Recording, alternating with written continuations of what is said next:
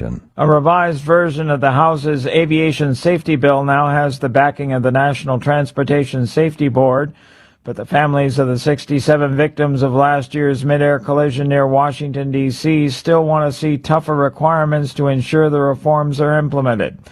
The NTSB says the Alert Act now addresses its recommendations, including requiring planes to be equipped with a key locator system. Two key House committees advanced the bill Thursday, so it will now move forward to a full House vote. On Wall Street, the Dow down by 469 points, the S&P 500 lower by 114. More at townhall.com. If you don't care about saving 50% off your wireless bill for the same 5G coverage the big guys are charging a fortune for, maybe you care about keeping jobs in America.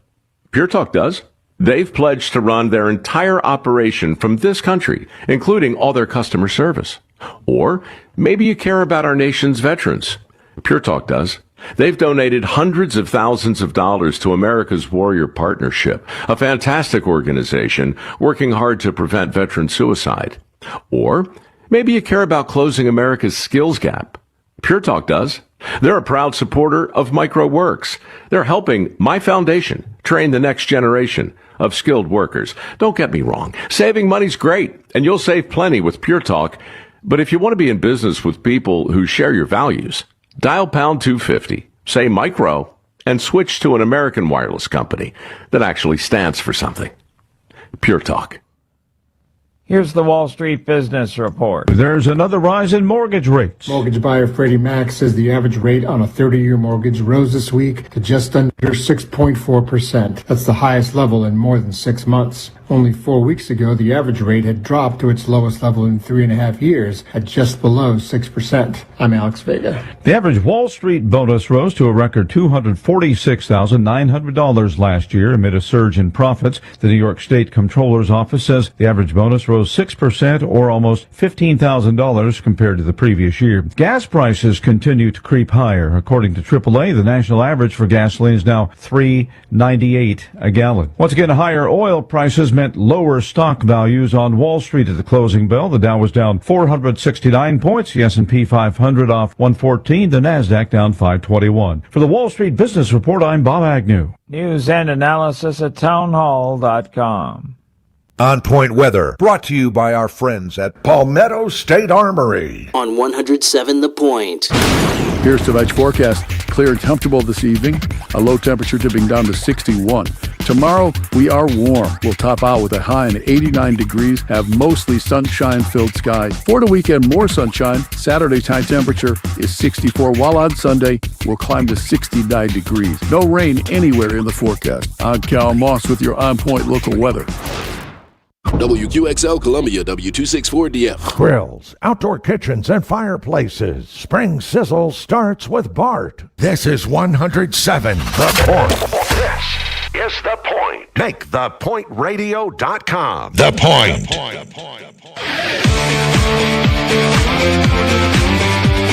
This is Sports Talk with Phil Kornblut and Chris Bergen.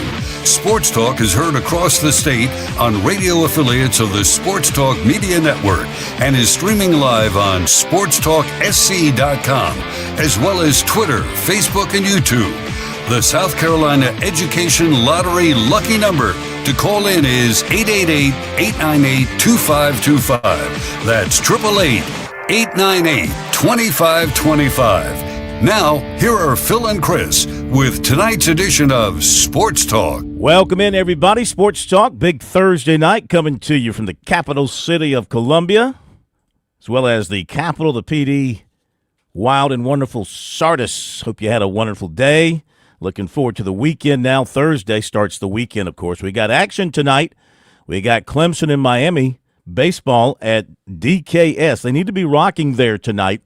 Tigers in a bit of a slide right now. We'll see if they can turn it around tonight against a good Miami team, but also a team that has a poor ACC record. So both of these teams trying to fight their way out of the bottom part of the ACC with this series. South Carolina headed to Athens to take on Georgia beginning tomorrow night. A really good Georgia team with power arms, power bats. They don't steal a lot of bases, but they're very good, and they play great defense. So a very, very difficult task for South Carolina coming up in Athens. We'll see if they're up to it. We're going to hear some from Monty Lee tonight. He met with the media before they got on the bus, and the excerpt we're going to have is about him talking about his hitting philosophy.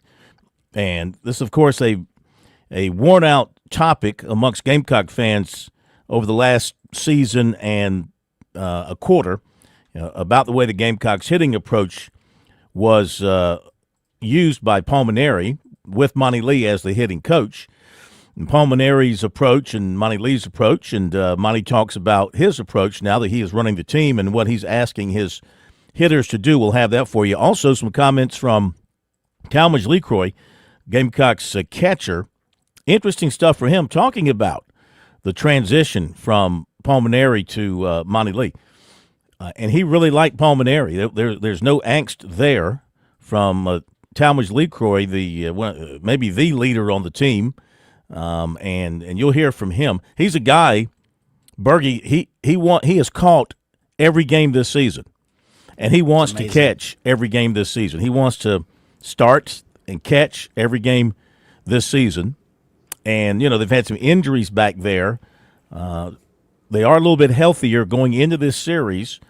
The illness bug that's been going through the team is sort of eased up. So only Harmon, kind of a backup third baseman, he's played a little bit. He will not be making the trip. Otherwise, I think Zach Russell is back with him on the trip, and everybody else who is able to travel and on the roster is on the trip to Georgia. But LeCroy said, yeah, he wants to catch them all. Don't take him out of the lineup. Well, I guess if your hope and your dreams and your future plans are to play professional baseball, catching 56, 57, 60 games in collegiate season is not all that big a deal. Because what would you think the average major league catcher catches, maybe 145 games? I would think. The starting catcher? Mm-hmm. Yeah, I would think so.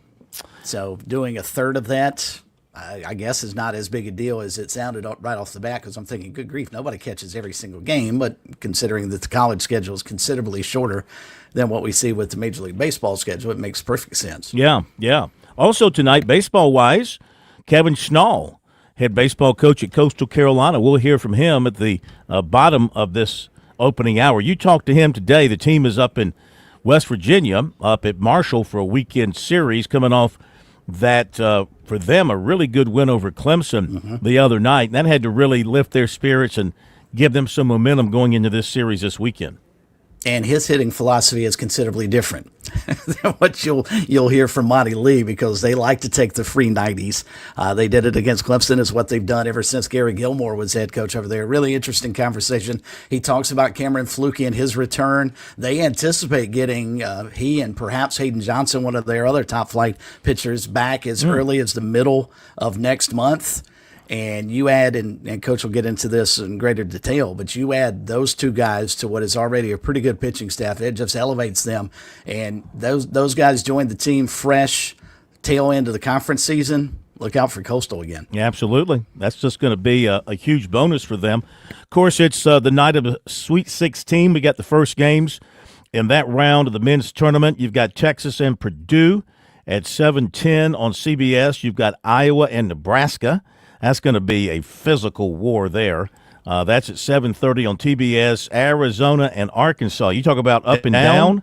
That's going to be up and down. Yeah, 9:45 on CBS. And Illinois at Houston at 10:05. Should be another high-scoring game on TBS at 10:05 tonight. The over-under. What do you think the over, if you haven't looked, what do you think the over-under is on the Arkansas-Arizona game? Probably somewhere in the neighborhood of, 80, 70, 160 points maybe? Yeah, 165 and a half. Wow. 165 and a half. So yeah, they are I'm thinking both those teams can play in the 80s. Yeah, they're expecting a lot of points there.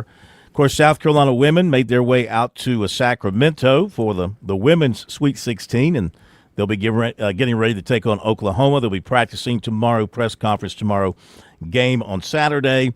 So, and of course the Major League Baseball season now officially underway. Began last night with the Yankees 7-0 winner over the Giants out in San Francisco. And today, pretty much a full slate of games. Let's update what's going on. In the top of the 8th, Boston leads Cincinnati 1-0. That's in Cincinnati.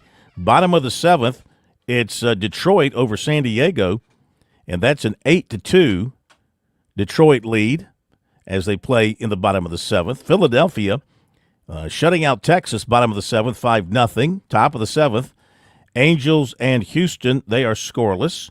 Bottom of the 6th, Tampa Bay leading St. Louis 7-3. And finals, the Mets beat the Pirates 11-7 there. And Milwaukee all over the White Sox 14-2. Washington beat the Cubs at Wrigley 10-4. Baltimore topped Minnesota 2-1 there at Camden Yards. So there you go, the start of the Major League Baseball season. I don't know. It feels good today to turn on XM and fly through the stations, hear the different broadcasters again. I always enjoy scanning through the various play-by-play stations and listening to the ball game. So that was kind of cool today, coming in this afternoon to be able to hear that.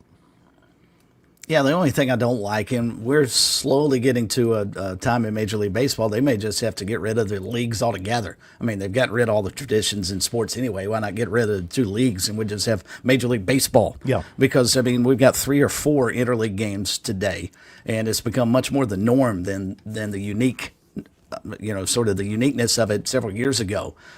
I wish we would go back and play very little interleague play. I think, at one point in time, everybody was clamoring for interleague play because you wanted to see Shohei Ohtani if you're in an American League city. You wanted to see Aaron Judge if you're in a National League city, and you didn't get that opportunity. But I thought that always made the World Series special. It's the first time you got to see this. Yeah. And now we've gotten to a point it's just no different than any other game in March and April and May. I couldn't agree with you more. In fact, I had that same thought today. Why do we even have an American League and a National League anymore with so much crossover? It's not special, like it used to be. Really not. I mean, I do enjoy Yankees Mets Subway Series, but you know what? I can live without it for the sake of saving the authenticity of Major League Baseball the way it was. There was nothing wrong with it the way it was. I mean, I know there was I'd like to see what the numbers look like today in interleague games compared to when it first started. When it first started, of course, it was a little bit here, a little bit there. It was a novelty, and it was reflected, I think, in the ratings and in the attendance, and especially when it comes to the rivalries series, the Yankees and the Mets, the Yankees and the Dodgers, the White Sox and the Cubs, et cetera. Those are natural sort of things, and that's going to generate a lot of interest locally, regionally, and in some cases nationally. But you're right. I mean, might as well just call it Major League Baseball and just have a bunch of divisions under that, because I don't understand the significance of winning the National League when you play how many games against American League teams and vice versa. What's the significance? I really don't know, Phil, anymore. I really don't, because you're talking 2025 at least interleague games on everybody's schedule. It's just, it has lost its uniqueness. There's no question about it. Lost the special nature feel. There should be about 2 weeks during the season, maybe just after the All-Star break, those dog days of summer when it gets kind of tiresome to watch Major League Baseball in late June, late July. Maybe that would be the time to spice it up with some interleague play. But after that, go back, and we shouldn't be in a situation where we'll comment on this, I guarantee it, when we're sitting here in September and you're starting to look at the playoff races and the Braves are playing the Red Sox. Yeah, that's helpful. Yeah. The Phillies are taking on the Chicago White Sox. That's not what you want in September. You should be able to get back and play your divisional games the last several weeks of the year to decide the division. But, yeah, Major League Baseball could do a lot of work on its scheduling. Yeah, I mean, there are a lot of problems Major League Baseball has. That's sort of down towards the bottom, but that would certainly be one I think is easy to fix. Yeah, I don't think there should be, I would say after the trade deadline, cut off interleague play. Because you should play only within your league, and then, of course, many games against your division rivals to create that pennant race feeling, that pennant race fever. I agree. We're 100% in agreement on that. So the big story nationally now is it was done. I can't believe it. I really can't believe it. When this first came out, the guy Mike Scarborough at LSU, the writer there, he first reported this thing a couple of weeks ago, that this was in the works, and he was telling his subscribers and his followers that, just sort of stay tuned. This thing is kind of happening in the background, et cetera, et cetera. He obviously had great sources. And today it happened. Will Wade left NC State to go back to LSU to replace Matt McMahon. Is it McMahon? How would you – Matt? I think it's McMahon, isn't it? Is it McMahon? Didn't hear enough about him to really remember his Right, name. exactly. I don't follow LSU basketball all that closely. Yeah, but he's out. He found out today after they hired Will Wade. When they changed the nameplate on his office door. Really, with him in the office, no less. At LSU, man, I tell you, it's brutal. And Will Wade, I don't know what to say. How does this guy? It's amazing how the cheaters in the world just continue to thrive and get ahead, and feel no consequences from their cheating. And I mean, this was a guy that had a 2-year show cause placed against him because of his cheating when he was where? At LSU, of all places. Boy, they have short memories there along the bayou. It must be the air or something. They have very short memories. This guy, again, like we talked about last night, and here's what bothers me. Yeah, you want to take care of your family and all that kind of stuff. I hear coaches always say that, or athletes always say that now. I got to take care of my family because, look, I was making $100 million here, but to take care of my family, I got to go take the $150 million over here because I got to take care of my family.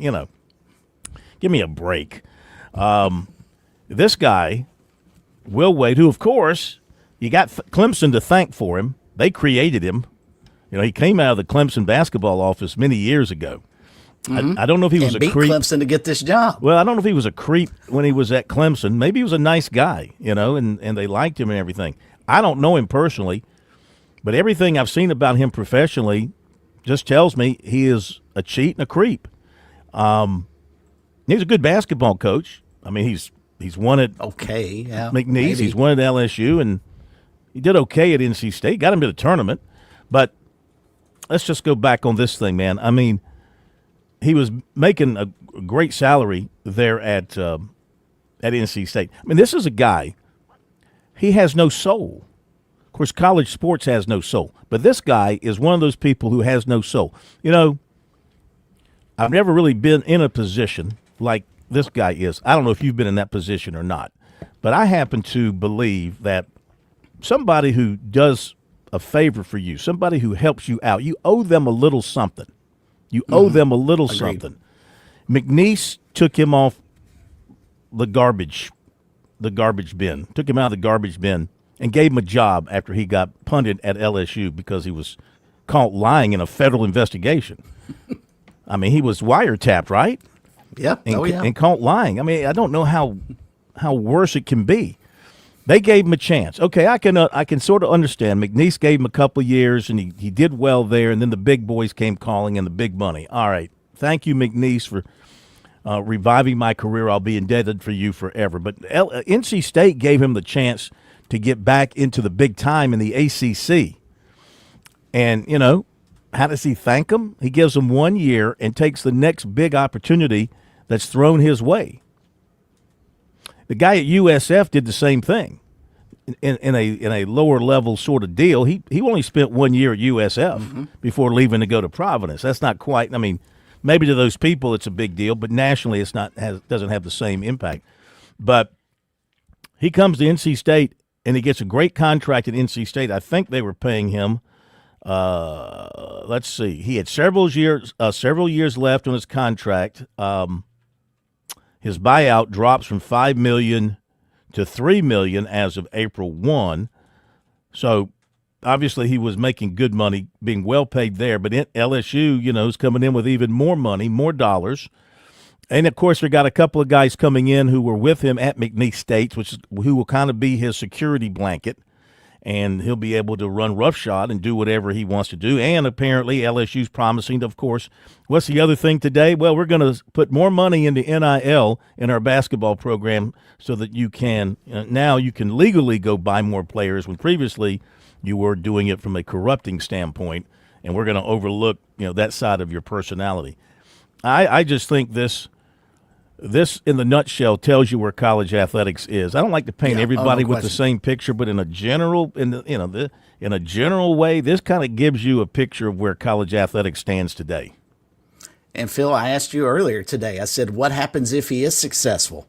Does his way of doing things start dragging every other athletic department into the gutter? Because the only way you're going to be able to compete with a scuzzball like Will Wade is to be scuzzbally, if you will, yourself. Yeah. And I love this garbage release that he posted on his Twitter page a little bit earlier today. First off, he didn't write that. There's no word on there that he wrote. And my favorite part was where he talks about the kind of commitment at NC State is rare, and it speaks volumes about the leadership and vision here at NC State. And this was not an easy decision because of how much respect and appreciation I have for this program and this university. How in the world, he wasn't there long enough to have any feelings about the university. It's just so ridiculous. He probably doesn't even know his way down Wade Boulevard there in Raleigh, I mean, seriously. And the other thing, too, is, and I get how coaches lie. I get that. I used not to believe that coaches lie, but they do. They do lie. And he sat right there talking to the media after they lost in the ACC tournament. He was asked a question about these reports. These reports were going back to the time of the conference tournaments. And he looked him in the eye and just talked about how much he loved it at NC State and how he was dedicated to NC State and looking forward to the next season. Had already talked to the NC State people about how they were going to make the next season even better. And I understand if you're that kind of person where you'll look people in the eye and say one thing while you're doing something else. I mean, that's pathological. I think the guy's pathological. He may very well I really be. do. I think he's pathological from his LSU days and probably told his McNeese State people, I'm never leaving here. Thank you for giving me a chance. I'm never leaving. And, of course, first phone call from NC State, he's out the door. But then again, NC State sort of gets what they deserve because they fired. They do. They fired Kevin Keats. Kevin Keats, yeah. He was there 8 years, took him to a Final Four the year before he was fired. I believe that's right. The year before he's fired, took him to a Final Four. So they deserve to have to wander through the woods, now searching for that next coach. You know who they ought to hire? Hubert Davis. That's what I would do. I would hire Hubert Davis if I was NC State. I really would. You think Hubert Davis would take the job? I think he would. Stick it in North Carolina's ear. And think about the players he might get to come to NC State from North Carolina. Those that, signed on because they wanted to play for him. That's what I would do. Of course, I know those feelings between State and North Carolina, those run deep. Might not be anything they would ever think about doing. But if you want to sum up college athletics today, this is example A right here. And there's many examples, but this is example A. Matt Norlander, CBSSports.com, reported that College of Charleston assistant Chris Harriman is going to join Brad Brownell's staff at Clemson. He cited sources. Spent 2 seasons with Chris Mack and previously worked at the high major level at Cal and Nebraska for 7 combined seasons. So looks like one of the spots there for Brad Brownell is now filled with Chris Harriman coming from the College of Charleston. All right, let's go to the break, and we'll come back with more. We got a lot to do tonight, and we invite your participation, your reaction. Our phone number, 888-898-2525. That is the South Carolina Education Lottery lucky number here on Sports Talk. And our text line number, 803-900-4847. 803-900-4847. Send us a text as well. The plumber is here, and we'll be back. It might be tough to picture your kid in college today, but it'll be here before you know it. Future Scholar, South Carolina's 529 college savings plan, makes it easy to start saving right now. You can start with any amount. Savings grow tax-free, and friends and family can chip in too.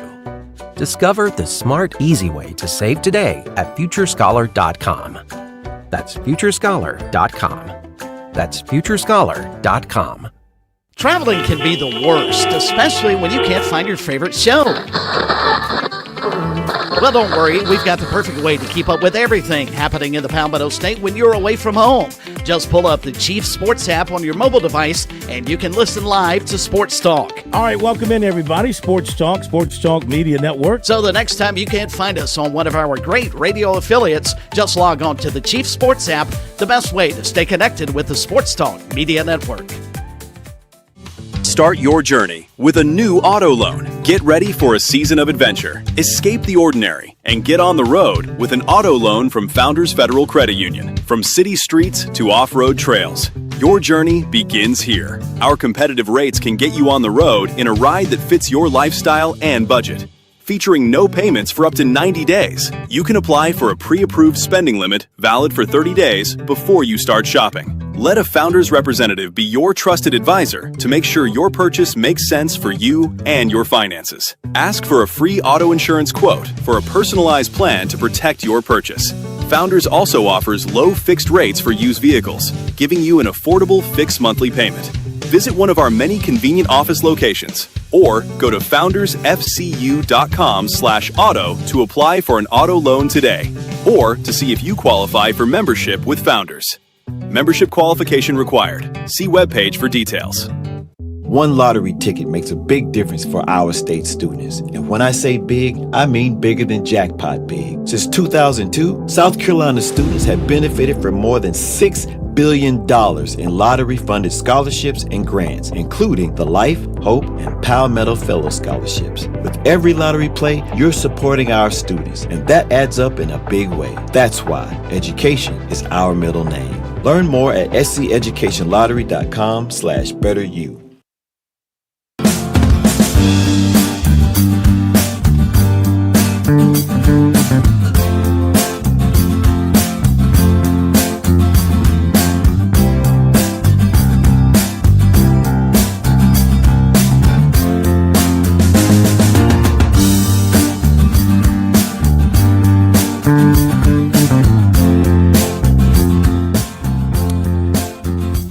What is it about LSU? Stop me if this sounds familiar. Related to LSU and hiring a coach. Multiple staffers are also flying with fill in the blank to make the move from fill in the blank to LSU. Does that sound familiar? Oh, boy. I mean, that was Kiffin. That was Kiffin, too, at Ole Miss, you know. So it says here, Will Wade, this is from Shay Dixon, who covers LSU. Will Wade is boarding a plane. This was 25 minutes ago. Will Wade is boarding a plane to Baton Rouge. Multiple staffers are also flying with him to make the move. So there you go. Taking his people with him, just like the football coach. I tell you what, they have got they've got an interesting combo there in Kiffin and Will Wade now. And, I mean, what is going to be the bottom line for LSU athletics in these two sports? What is going to be the bottom line? I mean, national championship every year or bust? Final Four in both sports or bust? I mean, what's going to be the bottom line for them? They've got to win an extremely high level, whatever you believe that is, because you can't pay these guys and bring in scumbags like Will Wade and Lane Kiffin and not expect to win and win big. We'll be right back. Don't go away. On Point Weather, brought to you by our friends at Palmetto State Armory. On 107 The Point. Here's tonight's forecast. Clear and comfortable this evening. A low temperature dipping down to 61. Tomorrow, we are warm. We'll top out with a high in 89 degrees, have mostly sunshine-filled skies. For the weekend, more sunshine. Saturday's high temperature is 64, while on Sunday, we'll climb to 69 degrees. No rain anywhere in the forecast. I'm Cal Moss with your On Point local weather. What's better than getting the best Wagyu and Hereford beef anywhere in these parts and getting it delivered to your door? How about knowing you're still supporting local farmers in Saluda over at H&J Cattle, where tradition meets quality? Visit HandJCattle.com. Place your order for $50 or more, get free delivery in Richland or Lexington County. Plus, Point listeners get 10% off your order. Enter keyword The Point as one word for your discount. HandJCattle.com. The Point. with SRN News. I'm Keith Peters in Washington. Iran and the United States appeared at an impasse, hardening their positions over ceasefire talks and setting the stage for another potential escalation in the Mideast war as thousands more U.S. troops neared the region. Meanwhile, President Trump on Thursday extended his deadline for Iran to open the Strait of Hormuz to April 6th, and Tehran tightened its grip on the crucial strait. The Education Department will relocate from its Washington headquarters as part of the Trump administration's dismantling of the agency. The agency has seen its ranks thinned by mass layoffs since President Trump took office, and its headquarters building has been 70% vacant. On Wall Street, the Dow down by 469 points, the S&P lower by 114. This is SRN News. Lots of plumbing companies out there. Few are truly local. Time to discover the difference with Franklin Plumbing and Drain Cleaning. See, when I faced plumbing woes at the Cohen home, Josh and his dedicated team, well, they were my go-to solution. They make a commitment to exceptional service. They arrived on time, clearly detailed all the costs and procedures, and efficiently handled all my repairs without any surprises. These days, how often do we complain about a lack of customer service out there? With Franklin Plumbing and Drain Cleaning, these folks are professional. They're courteous. They're skilled at what they do, and they've earned my trust, and they've earned my recommendation to you. From urgent repairs to the tankless water heater you've always wanted, they've got you covered. Visit franklinplumbing.sc.com or call 799-2222. That's 799-2222. Hey, you tell them Kev sent you from The Point. I'm pretty sure you'll want to thank me later.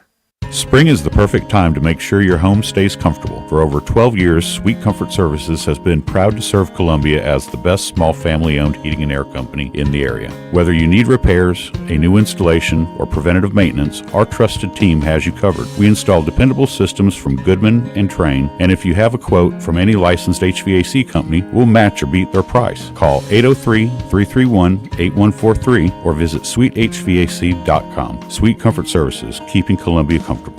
Hi, I'm Sean Palahniuk, the new owner of Columbia Screen Printing and Design, formerly Bardak Design and Tease Me. We've rebranded, but our experienced staff and quality results haven't changed. We proudly serve the Columbia area with top-notch garments and design, and offer free delivery on our local orders. Visit us on Rosewood Drive near the fairgrounds, or check us out online. For t-shirts, sweatshirts, jerseys, koozies, and more, call Columbia Screen Printing and Design at 254-7940. We're local, fast, and ready to wow you.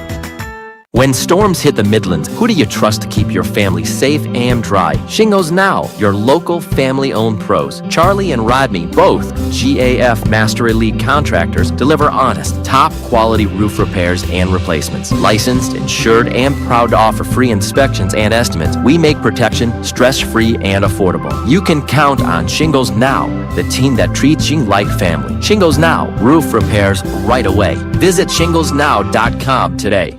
Tired of floors that go squeak, squeak, squeak? Are your carpets more vintage avocado green than modern chic? Ooh, rough. You really need to call Floor Boys. Floor Boys is ready to rescue your home from the tyranny of terrible flooring. We're talking gleaming hardwood so shiny you could check your reflection, luxury vinyl that laughs at spilled juice, and carpet that feels like walking on a cloud made of cute little kittens. Forget affordable. At Floor Boys, we'll make things affordable. So either shimmy on down to Floor Boys in Lexington to visit our showroom or visit us online. Floorboys.com.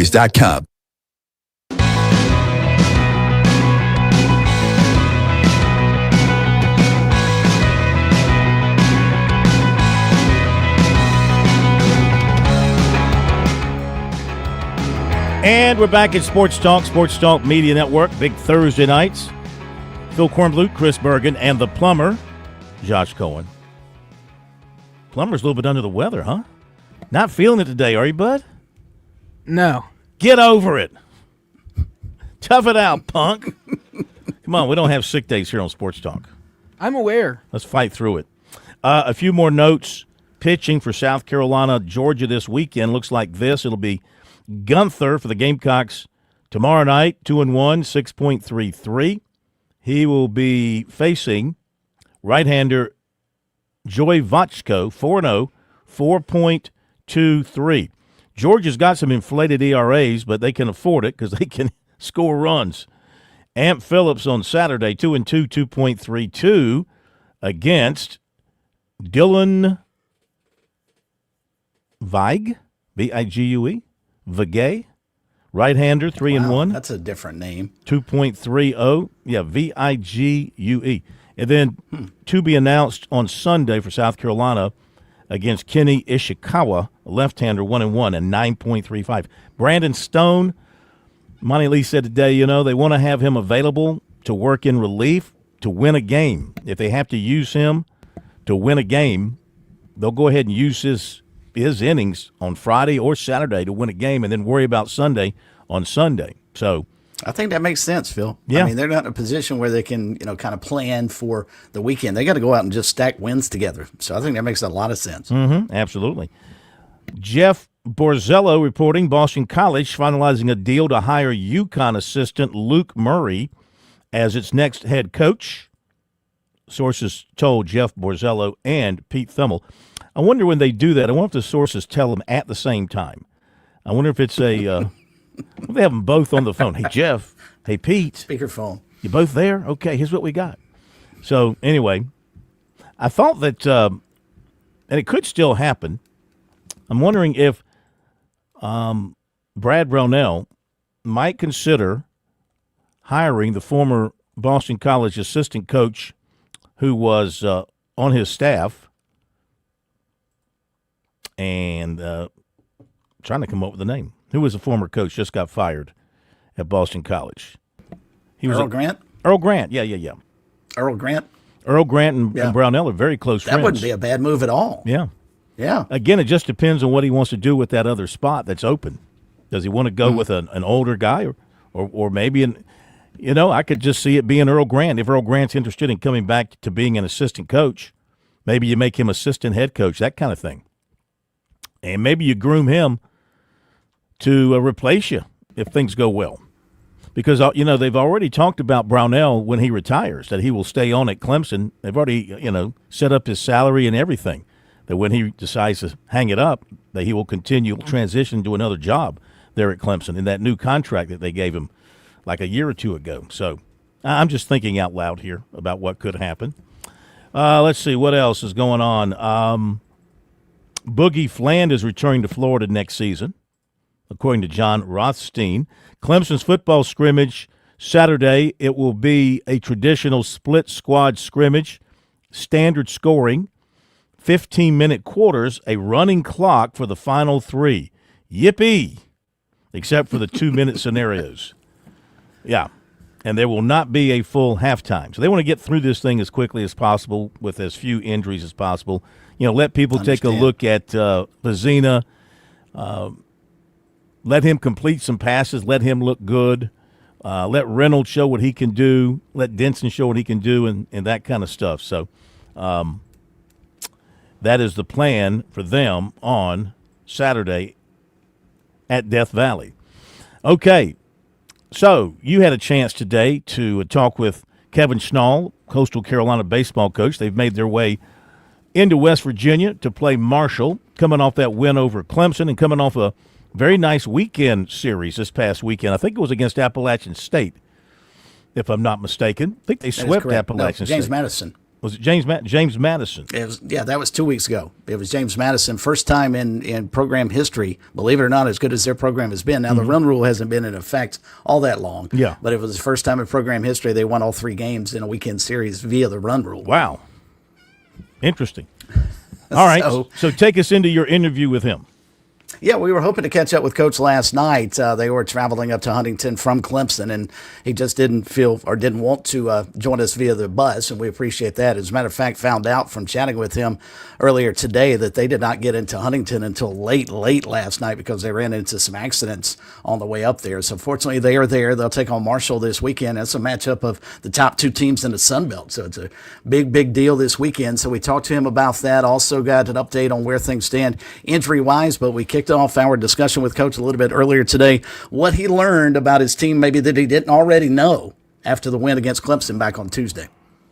Well, this team's, we've told them for the last couple weeks that they're tough. It's a tough team. We've faced adversity. Everybody knows that.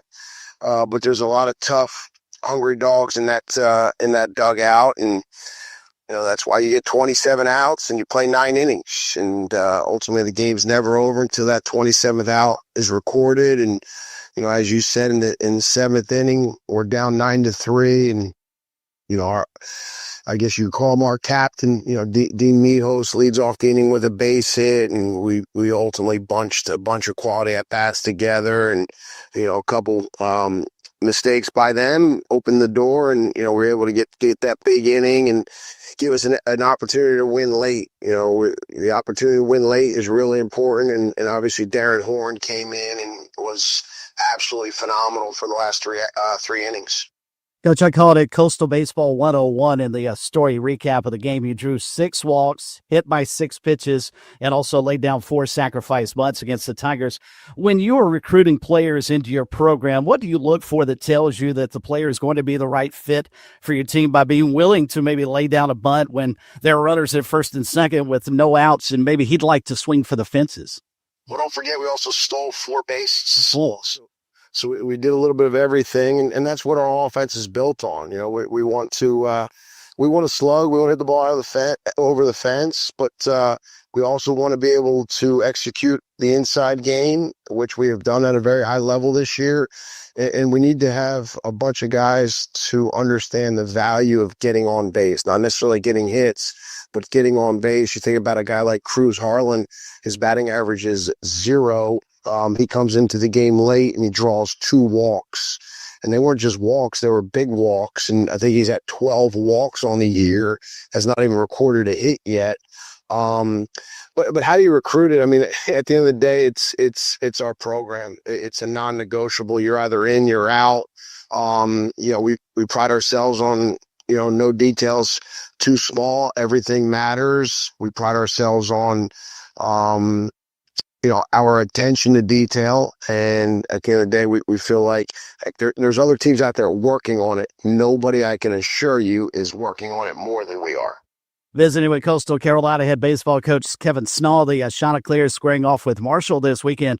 Big weekend series in the Sun Belt. We'll get into that in just a couple of moments. But, Coach, obviously your team has faced a lot of adversity this year with regards to injuries. Certainly been a big part of this season so far. But how has your squad been able to handle losses of, say, Cameron Fluke and Dominic Carbone and most recently Trace Mazan so well?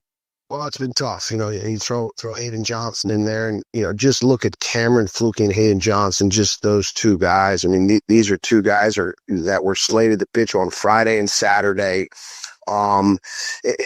Those guys in a weekend series, you're playing 27 innings.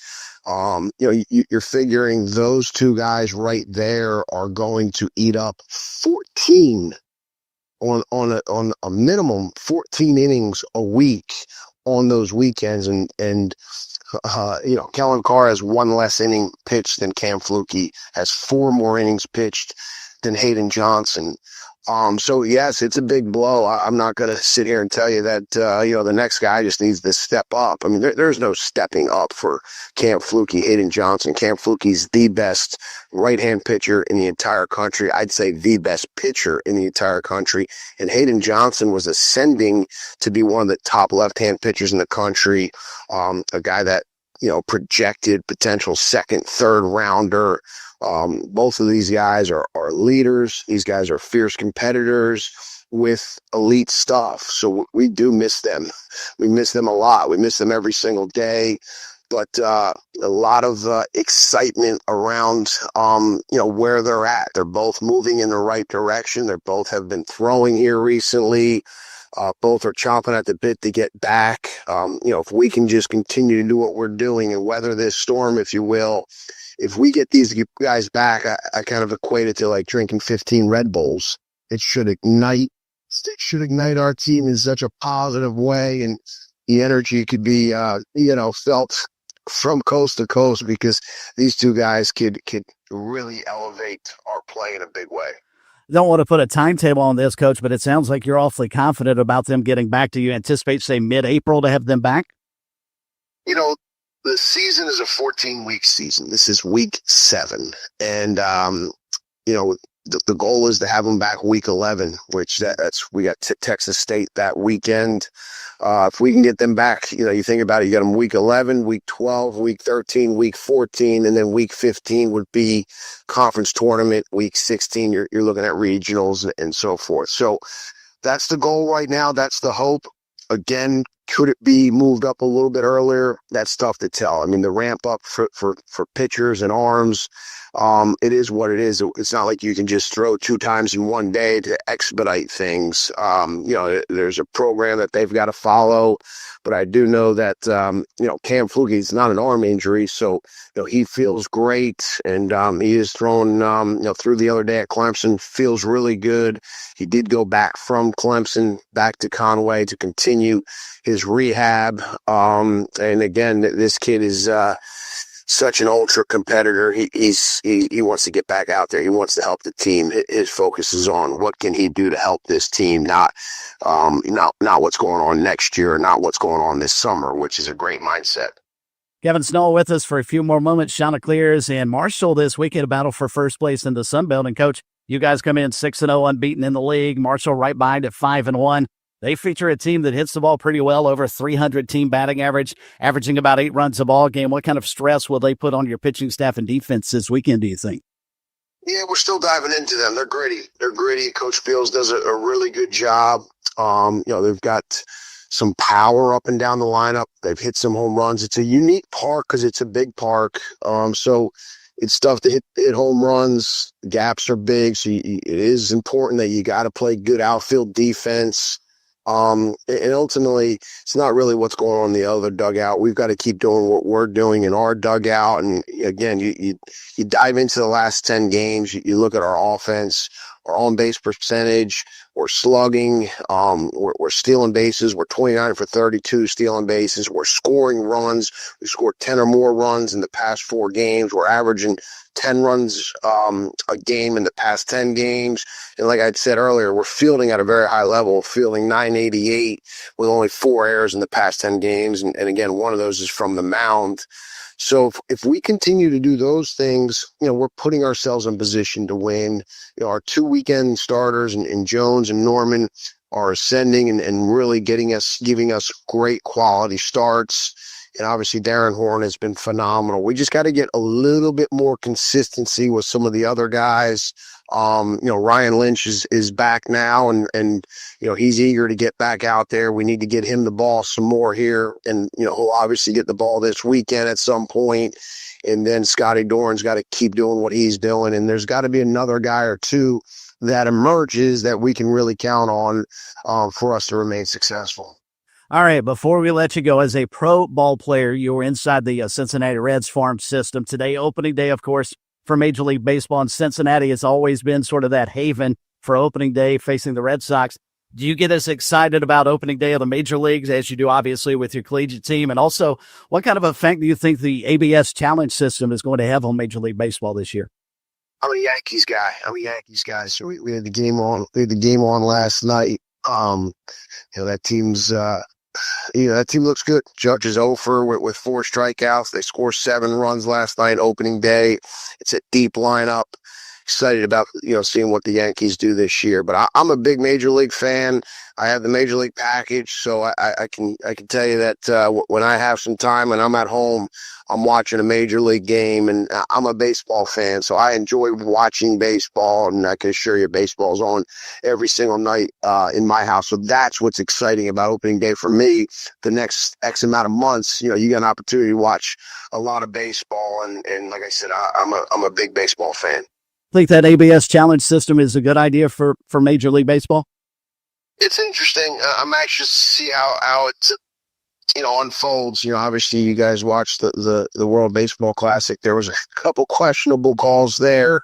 Obviously it was went USA's favor, but what would it look like if they were able to challenge there? And obviously those pitches went the other way. So we'll see how it goes, but I like it. I think it's about getting the calls right.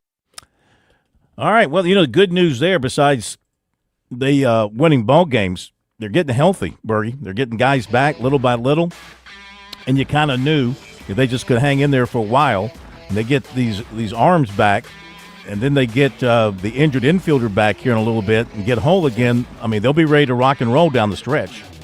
Yeah, they're going to be scary good. They'll be a menace, real difficult team to deal with in Sunbelt, and certainly when they get into the NCAAs. And I knew you'd like that interview because I'd forgotten that Coach was a Yankees fan, too. Yeah. Good reason to like him. And we'll be back. We're with Major Billy Downer of the Department of Natural Resources. Major Downer, let's say I'm out in the woods or I'm on the water and I need to reach a DNR agent. How do I do that? Operation Game Thief, Phil. It's been around 30 plus years. You can call us at our 24-hour hotline any time of day, 1-800-922-5431. To report wildlife violations or to get help if you're in trouble in the woods or on the water, call us at Operation Game Thief, 1-800-922-5431. Hi, I'm Jim Corbett. I've been an attorney for more than 30 years. There's one thing I've learned about injury cases. It's you need the personal touch. You need the lawyer to get to know you and describe your damages. You don't want a case manager talking to an insurance company and then talking to you and then talking to maybe to a lawyer with limited experience at the last minute to try to settle a case. I talk to you. I find out what your case is about. Jim at JimCorbettAttorney.com. Jim at JimCorbettAttorney.com for your injury cases. Traveling can be the worst, especially when you can't find your favorite show. Well, don't worry. We've got the perfect way to keep up with everything happening in the Palmetto State when you're away from home. Just pull up the Chief Sports app on your mobile device, and you can listen live to Sports Talk. All right, welcome in, everybody. Sports Talk Media Network. So the next time you can't find us on one of our great radio affiliates, just log on to the Chief Sports app, the best way to stay connected with the Sports Talk Media Network.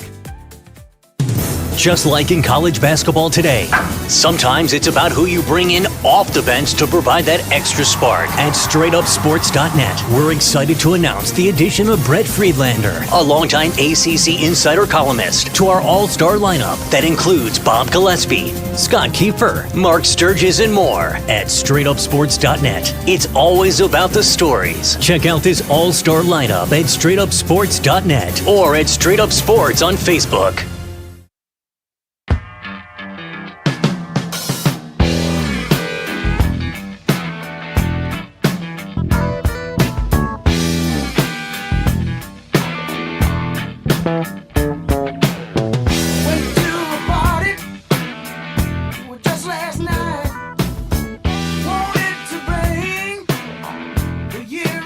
All right, let's catch up on some text messages. You can reach us via the text line number, which is 803-900-4847.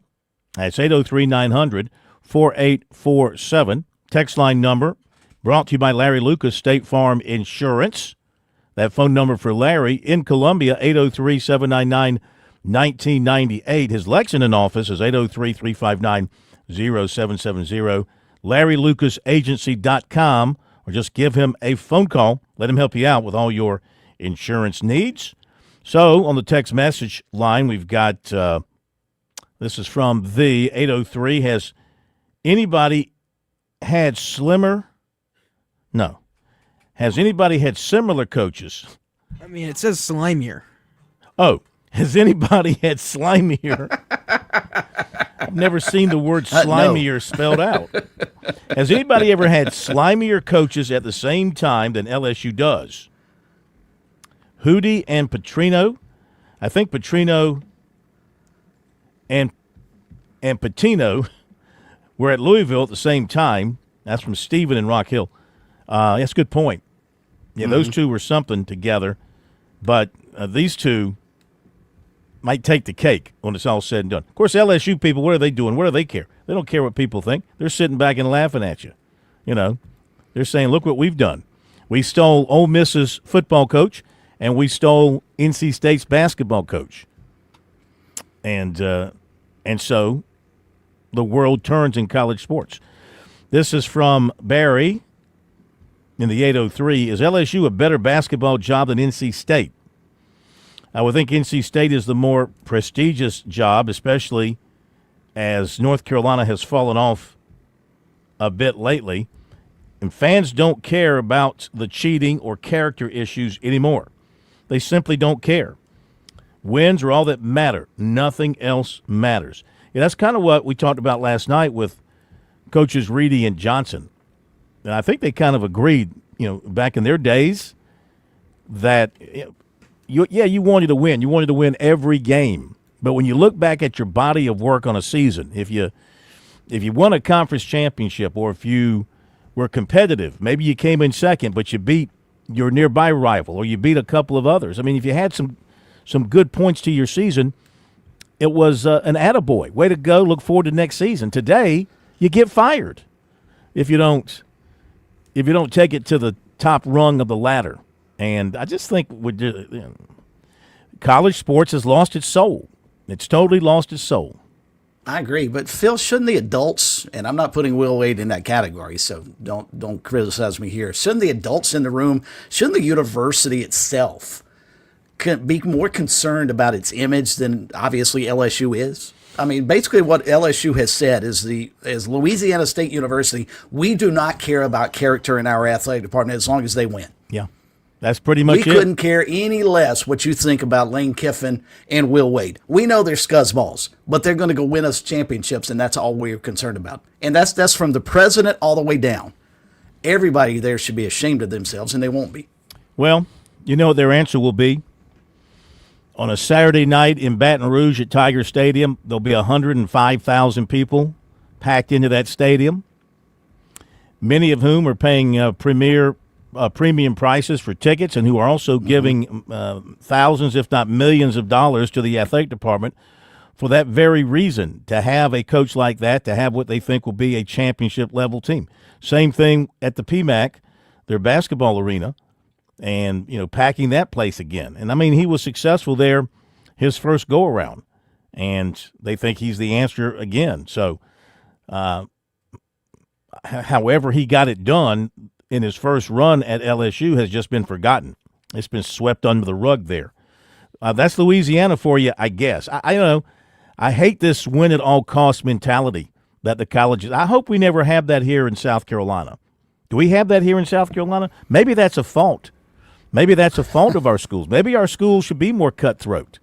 That's fascinating. I mean, that's a really fascinating question because I don't look and see Dawn Staley and Sean Poppy and Dabo Sweeney and Shane Beamer. I don't put them anywhere close to the same category and the lack of respect I have for Lane Kiffin or Will Wade. But maybe you're right. That's what I mentioned earlier. If they start winning at the level that I think LSU expects, are other schools going to say, you know what, as much as I hate this, they're the model. Look at what they're doing.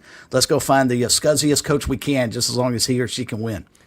And, what's happened today, of course, everything is in the cocoon of the school when it comes to the people covering the school. I'm not saying everybody, but, I mean, you do have around a school like LSU, just like around here, and, again, I'm not criticizing anybody here. I'm just saying, you've got this cocoon of websites, so-called insiders, who cover the school.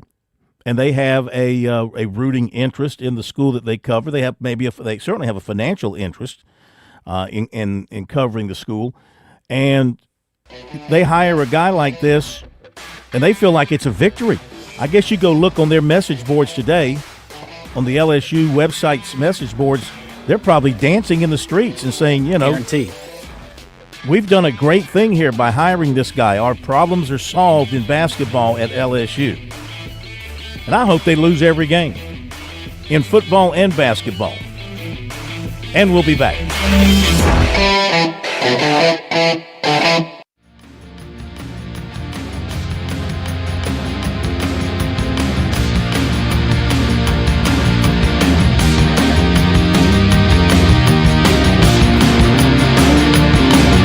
WQXL Columbia, W264DF. Grills, outdoor kitchens, and fireplaces. Spring Sizzle starts with Bart. This is 107 The Point. News this hour from Town Hall. I'm Keith Peters in Washington. After two big jury verdicts against social media companies over their effects on children and adolescents, Mark Stevens with the Howard Kennedy law firm in London says the social media verdicts are a bellwether for court cases to come. It's the first crack in the dam. The courts are explicitly treated this as a design defect case, not content moderation fight, not sidestepping long-standing immunity agreements. That opens the door to hundreds, potentially thousands of similar claims already queued in the US courts, the European courts, and around the world. And history tells us what happens next. One verdict becomes a pattern, and then regulation follows. Penalties in excess of $380 million were assigned by the juries in California and New Mexico in cases that hold uncertain implications for Meta and YouTube. During a cabinet meeting, President Trump says Iran knows it has no choice but to negotiate. So we estimate it would take approximately 4 to 6 weeks to achieve our mission. 26 days in, we're really a lot ahead of schedule. The Iranian regime is now admitting to itself that they have been decisively defeated. They're saying to people, this is a disaster. They know it. That's why they're talking to us. They wouldn't talk otherwise. Israel poured more troops into southern Lebanon to fight the Iran-backed militant group Hezbollah. Sirens over Israel warned of barrages of incoming Iranian missiles, and Gulf nations worked to intercept fire. Heavy strikes were reported in Iran's capital of Tehran. On Wall Street, the Dow down by 469 points, the Nasdaq dropped 521, the S&P lower by 114. More at Town Hall. The following is a real-life story from Trinity Debt Management. I had a lot of credit card debt, and it stressed me out. But what I thought was a solution turned out to be a problem. I kept hearing ads about debt settlement that seemed too good to be true. And actually, it was. When I called, they told me to stop paying my bills. That didn't sound right to me at all, so I hung up. Later, I found out that debt settlement is bad, real bad. Then I learned that there is a right way to pay off your credit cards. It's called a debt management program from the great team at Trinity. Trinity had a plan. In the end, I paid off my bills, I saved thousands, and I even improved my credit score. If credit card debt has you down, call Trinity at 1-800-990-6976. My name is Heather.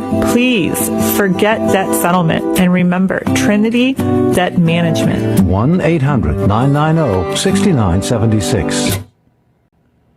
There's another rise in mortgage rates. Mortgage buyer Freddie Mac says the average rate on a 30-year mortgage rose this week to just under 6.4%.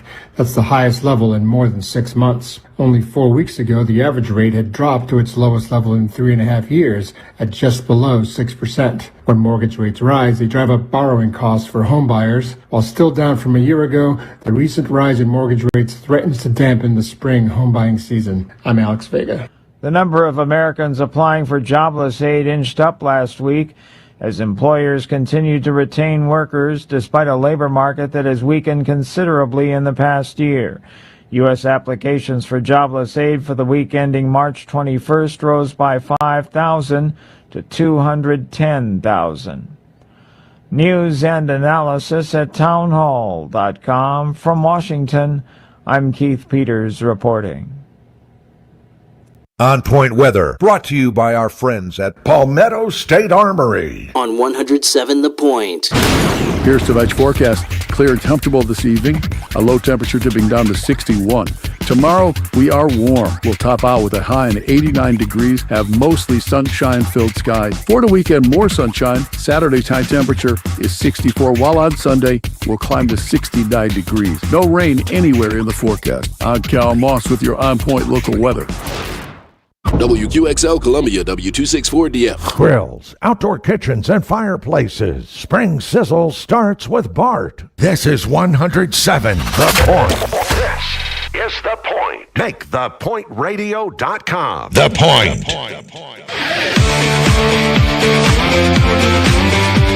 Welcome back to Sports Talk on the Sports Talk Media Network. You can reach the guys with the South Carolina Education Lottery lucky number. 888-898-2525. That's 888-898-2525. Now back to Phil and Chris with the second hour of Sports Talk on the Sports Talk Media Network. Okay, we're back. Big Thursday. Big Thursday night. Here on Sports Talk, going to hear a little bit from Monty Lee coming up, talking about his hitting philosophy now as the head coach at South Carolina. I think you'll find that interesting. And also interesting comments from the Gamecock starting catcher, Talmadge LeCroy, who I really admire as an individual and as a ball player. Guy's gone through injuries, changed positions. He's given it all to his school and his program. So I tip my cap. His comments on Pulmonary that you'll find maybe a little bit surprising. Well, maybe not surprising. Enlightening, I think, is the better way to put it. Will Wade could learn a little bit from Talmadge LeCroy. I think a lot of coaches could. Miami and Clemson underway, top of the first 2 outs.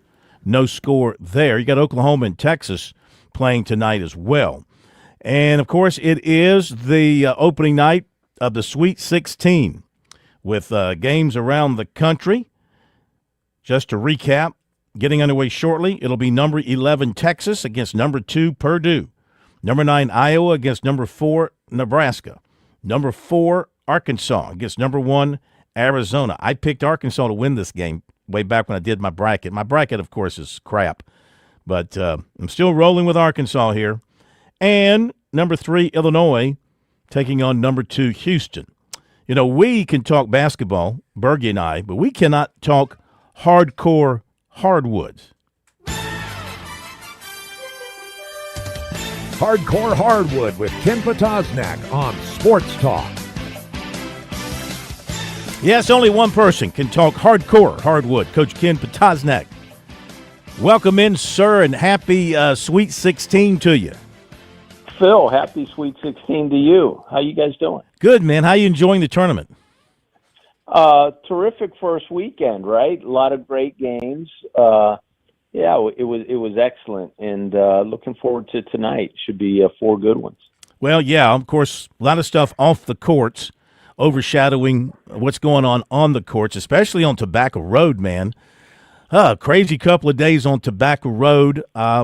Will Wade, do you know him well at all? I don't. Okay. Any thoughts on what went down there with LSU going in and bringing him back from NC State and how all that went down? It looks to be like a great fit for both parties. The coach was there, seemingly ran into some difficulties. NC State and McNeese State, took chances on him, and he gets to go back to the place that where he started. So I'm sure it's a match made in heaven.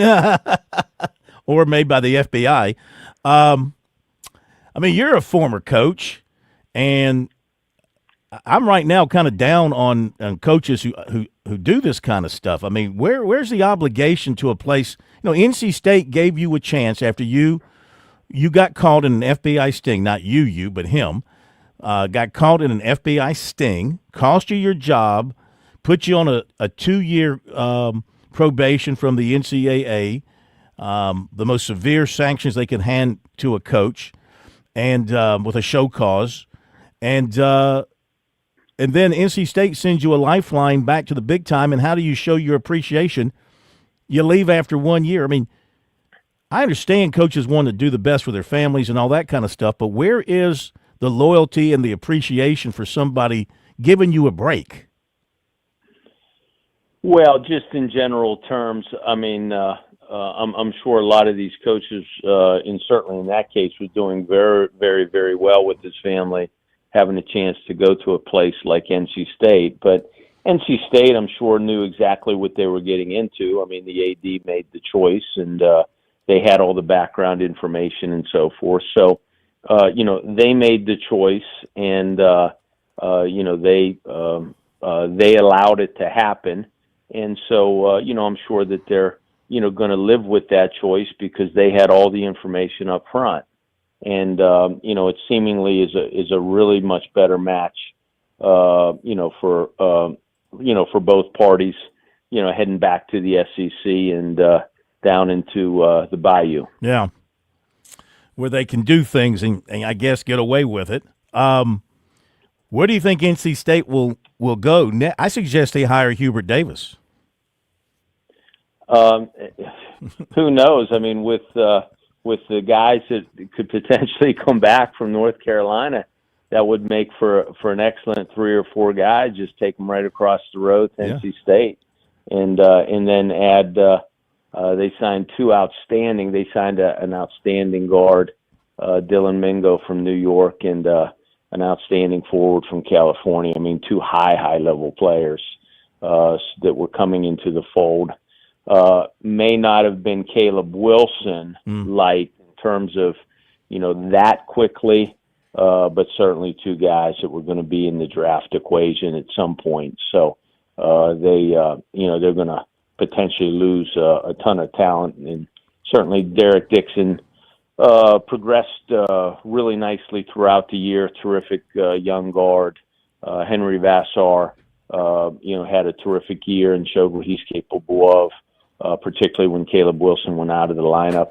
And, they had a few more pieces there that in position to come back. And, anytime now you can return 4 or 5 players, that's actually a big number. I know, I think Iowa, had 6 or 7 guys that have been together before that when they play tonight. Nebraska brought back a pretty good number. So when you can bring 4 or 5 guys back and keep it together, it can really catapult you into the next season in terms of your culture and ability to play together much quicker. Of course, question becomes how many of those guys will go with Wade to LSU?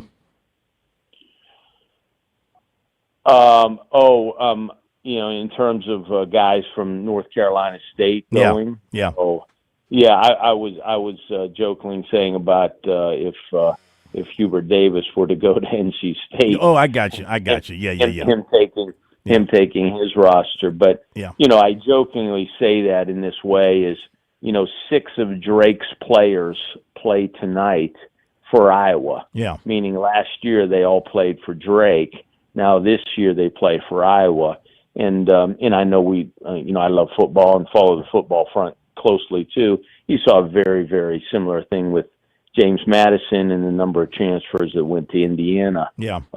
And that is happening at a lot of places, both in football and basketball now, and it's things that they're taking into consideration. So a lot of those deals are being done on the front end to make sure that happens. Yeah. So how about this situation at North Carolina? Because they're dealing with the case where it looks like the end of the road for the Smith tree of coaches at North Carolina. I mean, they're not going to give it to Lebo, I don't think. I don't think they'd give it to King Rice up there at Mammoth, though I'd love to see that with Rick Callahan and King Rice going to North Carolina. I don't think that's going to happen. I'm just trying to think. It's slim pickings from that standpoint. It looks like it's going to go national and find the biggest basketball name they can find. I know that somebody floated out there Brad Stevens, but he's already made it clear he's not leaving the Celtics until his kids have completed high school, and he still has one in high school, so he wouldn't go take another college coaching job until that occurred. So it looks like they're going to try and go with the biggest national name they can find.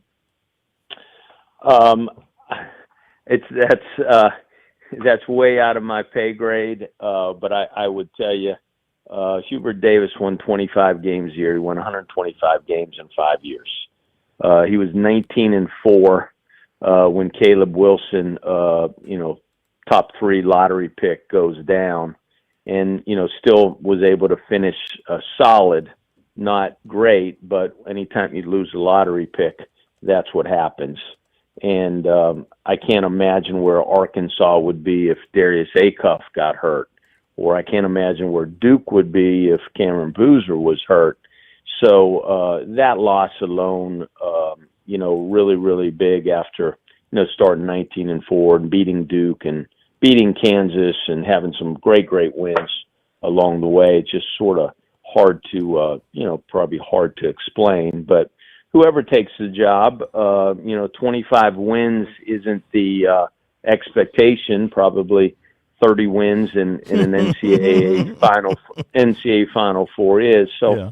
I'm sure if they're paying their football coach $10 million and paying their staff $10 million and paying the players $20 million, probably that there's monies available to, find the right person. And ultimately, it comes down to the money and find the right revenue share and NIL opportunities to not only build a good roster, but to build the type of roster that's so deep and so strong that it can outbuy the rest of the country. Because as we all know, it's not about recruiting, it's not about facilities, it's not about tradition, it's not about those things. It's about, right now it's about show me the money. How much money are you going to give me to play? So hopefully for North Carolina, they can, find that amount of money and, find the amount of players to get them what they're looking for. Find some happiness, but money doesn't always buy happiness in basketball. Look at Kentucky, highest paid roster in the country, I believe. Didn't do them a whole heck of a lot of good. Look at BYU, highest paid individual player in the country, I do believe. It didn't do them a whole lot of good in terms of winning a championship or making a deep run. I mean, they keep throwing money after it, but it doesn't guarantee that these people are going to play at a high level, stay healthy, or play well together with others. I mean, you're still going to be searching. Well, when you look at the true blue blood power teams, there's no Kansas in the Sweet 16, no UNC, there's no UCLA. So many of the blue blood power teams aren't even in the Sweet 16. Kentucky, wasn't even close with that type of roster and that type of, financial resource. So to all those points you just made, money doesn't, money can help get you there, but it doesn't guarantee anything. And there's a lot of other programs now. You start looking around, on the football front, Texas Tech, it's the same there on the basketball front. I mean, they're as good as any program in the country, and they have as much financial resource. Texas Tech 10 years ago wasn't even thought about in basketball. And there's a lot of places like that. So you have a lot of billionaires out there. You have a lot of people that want to get their hands into the athletic departments and be a part of teams. And if they can own an NBA team or own a franchise, then they want to get involved with college. They can have a real huge and direct effect on the on the outcome of certainly college basketball and college football. Ken Potosnak with us here, Sports Talk, Hardcore Hardwood. Eli Ellis, no surprise to me, is transferring from South Carolina after 1 year. I mean, he did okay as a backup freshman guard. I think, did okay as far as like 8 points a game and a few assists a game. His shooting numbers weren't very good at all. Where do you think he lands? Does he still stay at a high major, another SEC, ACC, a Big Ten, or does he have to go down? You think he'll drop down a level? He doesn't need the money. I mean, the guy's a social media millionaire, so it's not a situation where he has to chase the dollars. The dollars are chasing him already. But do you think that maybe to maintain that social media following, he's got to find another high-level location to be on a roster? Well, I will tell you this. Paul Biancardi and I tell all kids all the time at our camps, we tell them that the game is played on 94 feet, and it's evaluated on 94 feet. The game isn't played on social media, on Instagram, on Twitter. So all the coaches and all the college coaches out there that aren't interested in highlight films or Twitter or social media likes, those people are evaluating the game film. Mm-hmm. And that's for all the kids out there. It's not just this particular player. And so as they evaluate the player and playing ability, they're going to look at size and athleticism for position. You alluded to shooting numbers. If you're a guy that's shooting 25, 26% from three, it's just not translating really at any level, and certainly not the SEC when you shoot 25, 26% from three. Certain guys, I think in his case, good basketball IQ on the offensive end, good assist-turnover ratio. I'm sure a lot of coaches in college that have a lot of NIL dollars are going to be really concentrating on looking if he can defend the ball, looking at him on the defensive end of the court as well. And that's so many of these guys out there that there's going to be 1,500 to 2,000 of them that go into the portal. They all have to realize that there is game film on all of them. The people that are viewing the game film are the head coaches and the assistants that get paid to do that and evaluate them on 94 feet. And they could care less about Twitter, social media, Instagram, all those things. They're looking for a guy that can help them win games and develop within a program. So that goes, that can be said to 1,500 guys that are going into the portal right now. They have to get really, really focused on the game as played on 94 feet, not in other arenas. How big a loss is it for Clemson for Dick Bender to retire, and what he meant for Brad Brownell over all these years? I tell you, what an outstanding person, an outstanding coach. I did not know that until right now, but had a chance over the years to spend time with him at various clinics, and just what a first-class guy, first-class coach. And that's a huge loss.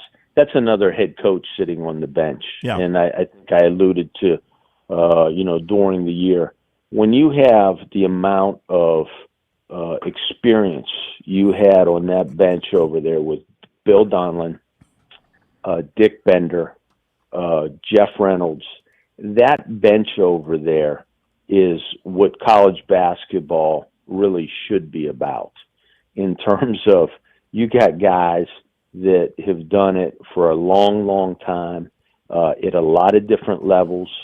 And, those experiences and the ability to evaluate talent and put it together like they did. I mean, Clemson had an outstanding season, had opportunities to advance against Iowa, came up a little short, but it takes an army, and certainly, Coach Burnell's lost two really good guys, and obviously two guys that are of head coaching quality. But now he is hiring, according to reports, Chris Harriman from the College of Charleston to join his staff. Do you know much about him? Have you ever had much interaction? I have not. I don't know who he is. Yeah, he had been with Chris Mack and came with him to Charleston. He's also coached at Cal and at Nebraska, so they have hired him. What about? I was thinking, Brownell's very close to Earl Grant. I wonder if he will attempt to bring him back on the staff. All I know is that Brad Brownell is going to make really, really good hires. He always has, and he continues year in, year out, to do a lot of really, really good things, probably with a lot less resources than people realize. So, you expecting any major surprises tonight in the first four games of the Sweet 16? You see anybody? You see any You see a Texas? Texas is leading Purdue early on, 20-18. That's the only game going on so far. What do you see any surprises here? Could Iowa beat Nebraska a 9/4? Arkansas outrun Arizona, maybe? What do you think? I think Iowa definitely could beat Nebraska. I mean, the way that Iowa matched up against Florida, the way they rebounded the basketball and, went toe-to-toe. And, look, you've seen Florida up close, I'm sure, at the Colonial Center, and we watched the game at Florida. I mean, they have as good a front line as there is in the country, and Iowa out-rebounded them. and outplayed them. And Nebraska, a super good offensive team.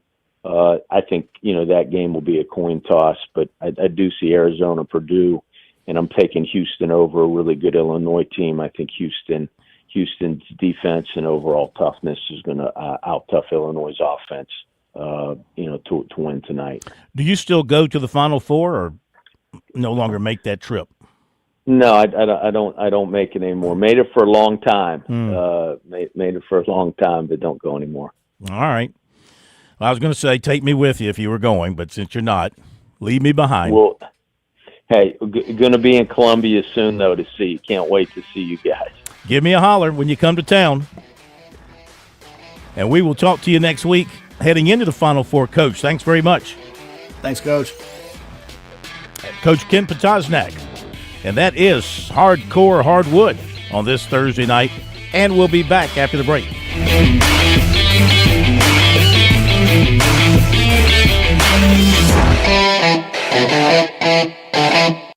There's a lot of things we take for granted in our lives. Your home's AC will run cool. Your drive-through coffee will be hot. And the car will start when it's time to take your kids to school. It's when things don't go as planned that you start thinking about who to call and where to turn. The good thing is, you can prepare for life's most difficult days by calling the Larry Lucas Agency today. Larry is a State Farm agent that has been taking care of people across South Carolina for more than 2 decades. You probably have insurance, but switching is easy, and bundling can save you hundreds or more. Most importantly, the Larry Lucas Agency can help you choose the protection you want at the price you want. All backed by South Carolina's #1 home and auto insurance company. Visit LarryLucasAgency.com today or give Larry a call at 803-799-1998. Like a good neighbor, Larry Lucas State Farm is there. Looking for a new car? You need to think about a Kia. If you're in the market for an SUV, consider the new Kia Telluride or the new Kia Sorento. They're big, they're strong, and loaded with tech for thousands less than Honda or Toyota. You'll see the difference right away, and you get double the warranty. Plus, you get the JT's Advantage million-mile warranty and about 1,000 other things you have to see to believe. If you want the biggest bang for your buck, it's time to think about a new JT's Kia. We're serious about saving you money. You've put in the work for your education. The extra early, extra late, extra work. That's because you understand education opens doors to better pay, better opportunities, and a better you. Being educated about playing the lottery is no different. It helps you be a better player, one who knows when to play and when to take a rain check. The lottery's a game, so let's keep it fun. Learn more at sceducationlottery.com/betteryou. Calling all turkey hunters, this is Major Billy Downer with the South Carolina Department of Natural Resources. Turkey season is coming soon. The most common accident while turkey hunting is failing to identify your target. Know the identifying features of a turkey. Make sure of your target and what lies beyond it before you pull the trigger. Remember, safe hunting is no accident. For more information on hunter education, visit dnr.sc.gov.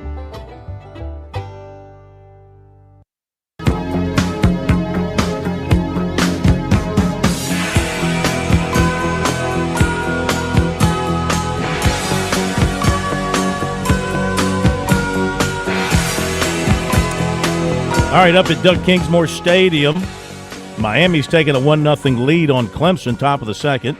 And they have a runner on first, 1 out. Scored in the top of the first with a 2-out single up the middle, scoring the runner from second. So there you go, 1-0 Miami, taking the early lead on Clemson. Aiden Canuck giving up a couple of hits. That run struck out 2, but here you go, Bergie. He's already walked 2. Yeah, and he's got no run support his last 3 starts. That's why I was joking. That may be enough for Miami because they can't score on Friday nights with Aiden Canuck this year for some reason. Except it is Thursday. And we'll be back. On Point Weather, brought to you by our friends at Palmetto State Armory. On 107 The Point. Here's tonight's forecast. Clear and comfortable this evening. A low temperature dipping down to 61. Tomorrow, we are warm. We'll top out with a high in 89 degrees, have mostly sunshine-filled skies. For the weekend, more sunshine. Saturday's high temperature is 64, while on Sunday, we'll climb to 69 degrees. No rain anywhere in the forecast. I'm Cal Moss with your on-point local weather. Hey y'all, this is Ted from Flight Deck Restaurant. We'd like to invite you and your family to dine with us. We have a great menu that's sure to please your whole family. We have fresh cooked burgers, big juicy wings, blue plate menu featuring country cooking, oven baked hoagies, fresh crisp salads, authentic Greek food like gyros, souvlaki, and baklava. We also carry 20 different premium cheesecakes and pies. Flight Deck Restaurant also has an arcade with 30 different games like Star Wars, Batman, Skee Ball, Bass Wheel, Pac-Man, Galaga, and so much more. Flight Deck, your favorite family restaurant. Thanks y'all and God bless. Were begging to. With SRN News, I'm Keith Peters in Washington. President Trump says he will sign an order instructing the Homeland Security Secretary to immediately pay Transportation Security Administration workers as Congress struggles to reach a deal. It's an extraordinary move that comes as senators are reviewing a last and final offer to end the funding impasse that has jammed airports and disrupted travel. President Trump has delayed a threatened U.S. strike on Iran's energy infrastructure and extended a deadline for reopening the Strait of Hormuz until April 6th. Trump says talks with Iran to end the war are going well, saying Iranian leaders were begging to make a deal. On Wall Street, the Dow down by 469 points. The Nasdaq dropped 521. More details at srnnews.com.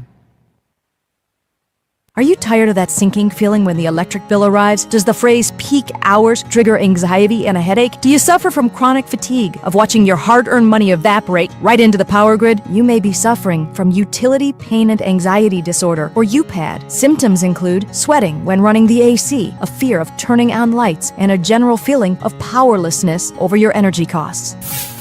It's time for you to try Solaris from Ken at Broker Solar. Broker Solar isn't a temporary fix, but a lasting solution with cutting-edge solar technology designed to address high energy bills at their source. Many clients have experienced immediate relief from high monthly payments with reports of increased home value and greater financial freedom. Imagine a brighter future for your home and your wallet. Side effects include the freedom to use your appliances when you want and a powerful sense of energy independence. Broker Solar, a brighter outlook for your home and wallet. Call us now, 803-807-7417. That's 807-7417 or online at brokersolar.com. At Team One Sudduth Automotive on Millwood Avenue, we make caring for your car effortless, day or night. Enjoy our easy drop-off even after business hours. From oil changes to full engine overhauls, our certified technicians handle it all the right way with a 2-year, 24,000-mile nationwide warranty. Plus, it's easy to book an appointment. Go online right now, team1automotive.com. You can pick the time that fits your schedule best. Team One Sudduth Automotive, where reliable, transparent service meets your convenience. Spring is the perfect time to make sure your home stays comfortable. For over 12 years, Sweet Comfort Services has been proud to serve Columbia as the best small family-owned heating and air company in the area. Whether you need repairs, a new installation, or preventative maintenance, our trusted team has you covered. We install dependable systems from Goodman and Train, and if you have a quote from any licensed HVAC company, we'll match or beat their price. Call 803-331-8143 or visit sweethvac.com. Sweet Comfort Services, keeping Columbia comfortable. Have you visited the original Pancake House on Forest Drive lately? Still family owned while focusing on amazing breakfast and lunch, fresh ingredients, and providing a family feel with the best service around. And isn't that what really matters when you go out? It's all about fresh, huge oven-baked omelets, their famous Dutch baby, and wow, those amazing pancakes. Gotta try those apple pancakes. Thick-cut bacon, the finest French toast, and oh, those homemade crepes. It's the original Pancake House, Trenton Plaza. Come see us. At Palmetto State Armory, we offer the largest selection of guns and ammunition at unbeatable prices. Our knowledgeable and friendly staff are here to provide personalized assistance, ensuring you find exactly what you need. If you enjoy outdoor activities like hunting, camping, or hiking, our clothing and outdoor gear collection has got you covered. We also feature an exceptional indoor range facility where you can experience the thrill of shooting in a safe and controlled environment. Visit us today at PalmettoStateArmory.com or your local retail store. Palmetto State Armory, American made for life.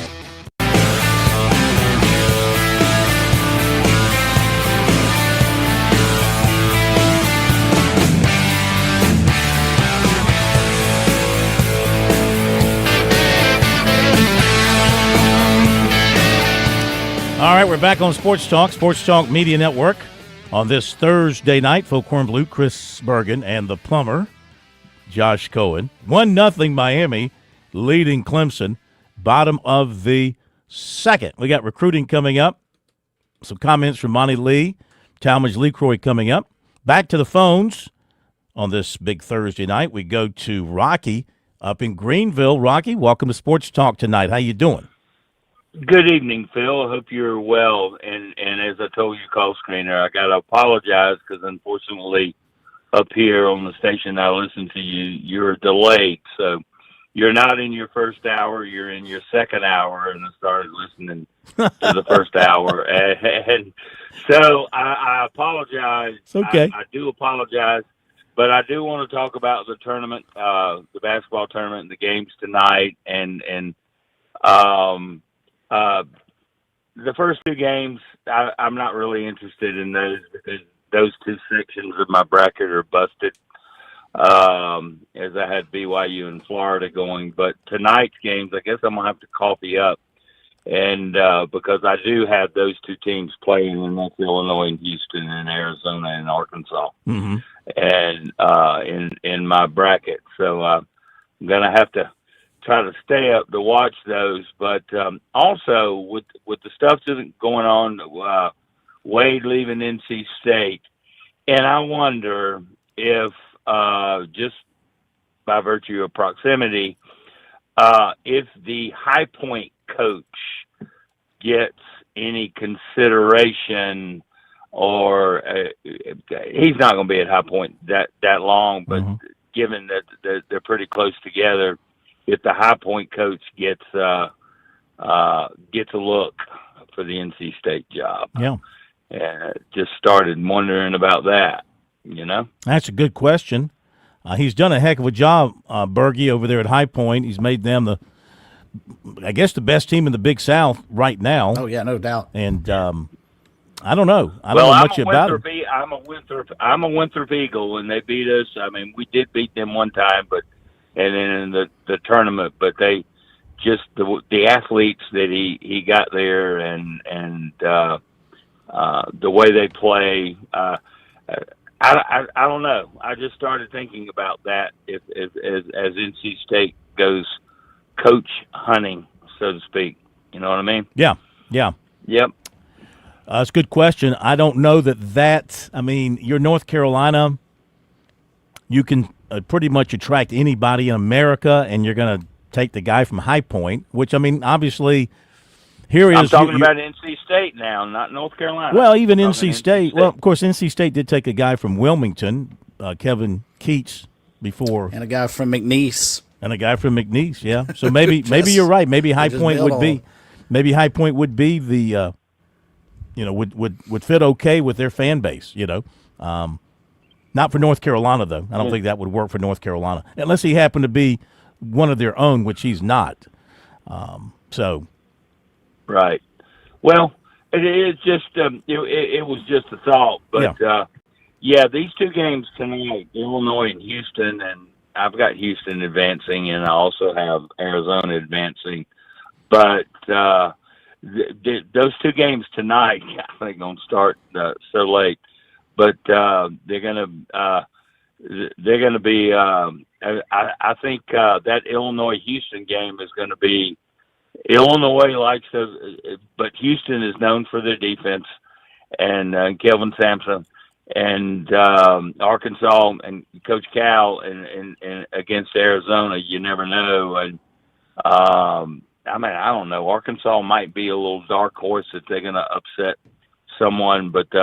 Your two best games tonight are going to be like really late, but that's all right. Drink your coffee. I got a coffee up there, Phil. All right, man. Absolutely, man. Thank you, Rocky. Yeah, appreciate you listening. Hang in there with us up there. Yeah, I know we're on tape delay up there, which means, hey, we're better late than never is how I look at it.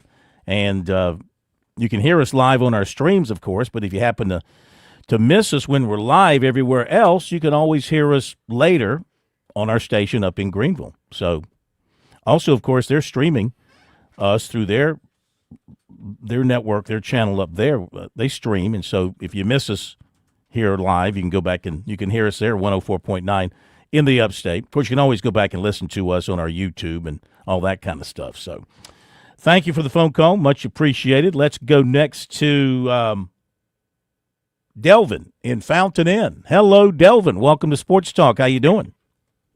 Hey, Phil. Hey, Chris. How you doing, buddy? Good to hear from you. Delvin? Yeah. It's crazy with the whole Will Wade situation. Did he come there? He was coming there all both days and stuff. Or we're going to do this and knock on out and do it. Then 1 year you leave. And then this ain't the same SEC that he was when he was there at LSU a few years ago. These other schools are spending money too. It's going to be interesting if he struggles. If he struggles and NC State has success, I wonder if he's going to have regretful thinking. Mm-hmm. You're right. Yeah, it's different. Yeah, this is a different SEC than when he left. This is true. Mm-hmm. It's a much improved league, top to bottom. Yeah, and you talking about NC State? I think Bob Rich probably be a candidate up there too. A good fit up there at NC State. Oh, look out! Look out! Yeah. Interesting. Mm-hmm. Are you hearing that up that way? Are you hearing his name mentioned?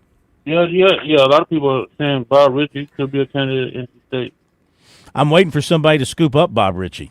Yeah, me too. Because he's done a great job at Furman. Hate to see him leave if it were to come to that from Furman's standpoint, but he's done a great job. But these schools know that. These Southern Conference schools know that if they have a really good coach and good teams, they stand the chance of losing them. So. Yeah, and boy, Bruce Kerrigan press conference. Bruce Kerrigan did. He didn't hold nothing back. I don't blame him. He lied to him. Though he said Will Wade lied to him. Mm-hmm. He sure did. Sure did. Yep. I didn't want to see. I didn't want to see his press conference at LSU. I want somebody to ask him. So what did you say all this last year at the NC State press conference? What's different this year, this time? And think about it. It seems like the governor of LSU he worried about more about LSU sports than his own state. That's what it seems like. You talking about Will Wade? No, not talking about the governor of LSU. He getting involved in the he getting involved with LSU. He getting involved with LSU. It seems like he more worried about LSU sports athletics than his own state of Louisiana. Well, and thanks for the phone call. It's a one-state school. I mean, not discounting the others, but it's a one-state school. Everybody in that state is an LSU fan, and if you're the governor, anything you can do to help out LSU is going to be a positive for you. That's for sure. Mm-hmm. So that's why he gets involved, because he knows it's a political win by trying to help LSU, and everybody's going to support anything he can do to help out that program. All right, Delvin, thank you very much. Great to hear from you. Let's go to a little baseball here. South Carolina, they were leaving today to go to Georgia, and we heard from Monty Lee. We'll try to get that in if we can, but I want to go to the audio here from Talmadge LeCroy. Here he is, the veteran catcher, kind of the leader of the team among the players. And he was asked about the departure of Paul Mainieri and the transition now to Monty Lee as the head coach, and just his thoughts on how all that went down. And you don't hear about this happening in college baseball, a coaching change midseason like you do in Major League Baseball. You hear about it all the time. And he was asked about, being a college kid and actually having to go through a head coaching change midseason. I mean, there's been a big adjustment. Like just the guys have a little bit more energy. I wouldn't say it's a huge shift, and just like getting it's been last weekend was a struggle for some of the guys, and we're just looking forward to the next thing ahead. We got a long season ahead, and looking to have a good weekend. How would you assess how Monty has stepped up as a leader? Yeah, I mean he's a great leader of men. Nobody we could want better in that spot that we're in right now with us, and he's just instilled in us just go have fun. Just don't worry about anything else. Don't worry about what the fans say and all the other stuff. Just go have fun and play for this school and play for each other. Could you ever have imagined as a college baseball player to go through a mid-season coaching change? You see it all the time in the majors, but college, no? I mean, I'm not going to say I've ever imagined it, but since I've been in college, I'm never going to say anything's not possible.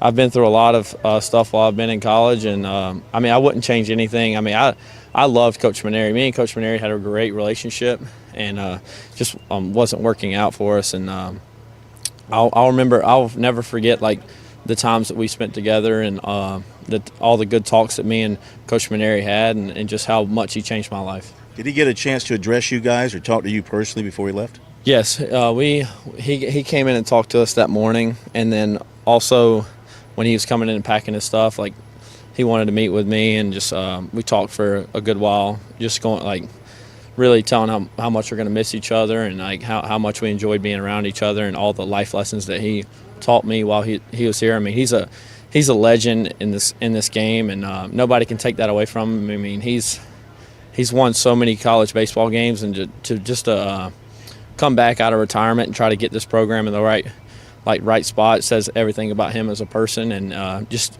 didn't work out, but I'll forever be indebted to him what he's done for me in my career. Would you like to have seen him be given another few weeks, another month or so, to see if things could have been turned around? I mean, it was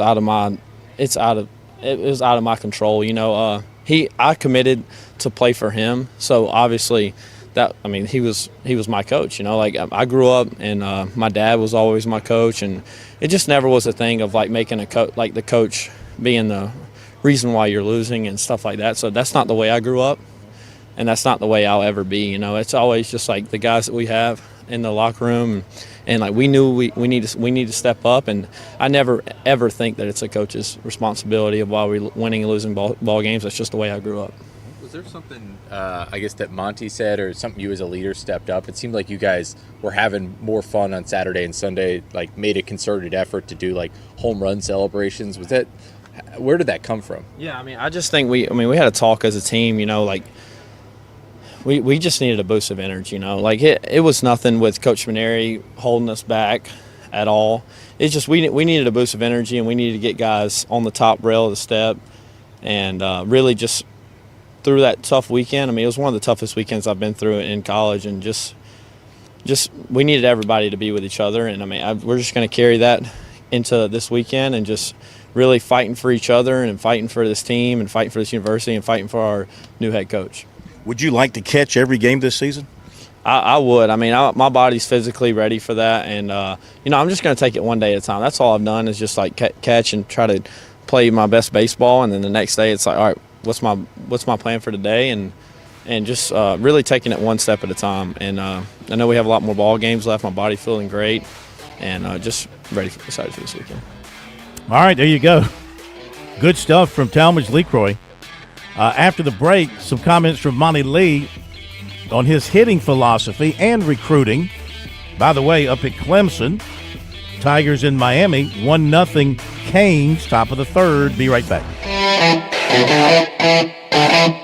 Start your journey with a new auto loan. Get on the road with an auto loan from Founders Federal Credit Union. From city streets to off-road trails, your journey begins here. Our competitive rates can get you on the road in a ride that fits your lifestyle and budget. With no payments for up to 90 days, you can apply for a pre-approved spending limit, valid for 30 days before you start shopping. Visit one of our many convenient office locations, or go to foundersfcu.com/auto to apply for an auto loan today. Membership qualification required. See webpage for details.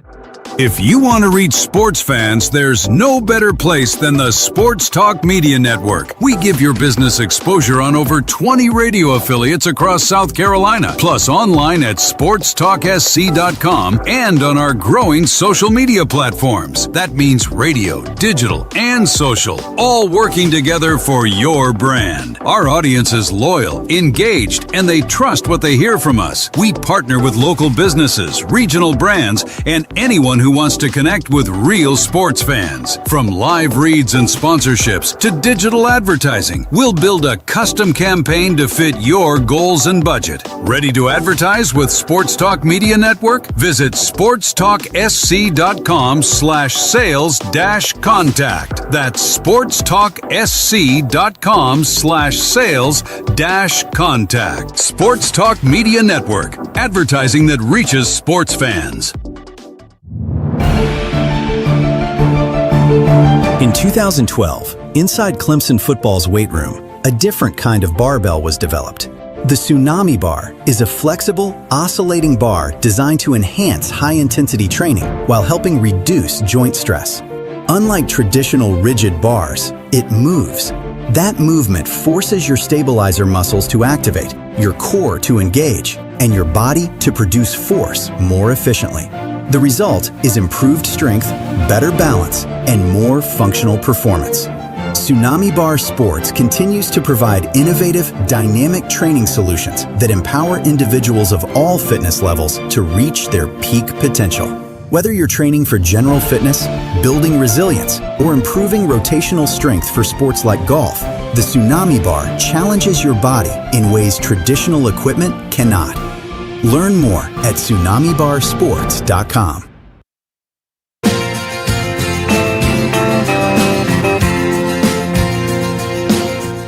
Our USC baseball team on its way to Georgia. Before leaving town, Monty Lee met with the media. All of his comments, everything's up on our website. If you want to hear it all, SportsTalkSC.com. Here's a slither where he was asked about his hitting philosophy. He was asked to tell us, in as few words as possible, his views about hitting, how he approaches it, how he wants his guys to approach it, etc. Here's Monty Lee. I like guys that can hit the ball gap to gap. I'm a huge believer in hitting the ball gap to gap. And, a lot of times I get labeled as a power-oriented coach, and I'm not. What I am is I want guys to take their best swing as many times as they can to hit the ball hard. I don't ever want the player to be defensive in the batter's box. I want our players to be offensive in all phases of the game. I want offensive pitchers. I want offensive defenders. I want offensive base runners. So I want guys to always be on the attack. My biggest thing on the offensive side of the ball is attack pitches you can hit hard. And if you can't hit it hard, don't swing at it. So we try to have, it's the blend of aggressiveness and discipline at bats that matters to me. The two things you cannot defend in baseball are the walk and the home run. Okay, the more times we get on base because we have discipline at bats, the more opportunities we have to score runs. We have to be a team that can hit the ball hard and find any way to get on base to score runs. It's really that simple. If you just look at, if you win the free 90 battle, you're going to win 90% of the time. You don't get on base via walks without having great plate discipline. So it's not like we don't go up to the plate trying to walk. But what we try to do is attack good pitches to hit. And the byproduct of that is that we're swinging in one pitch in one spot. We lay off of pitches that we can't hit hard.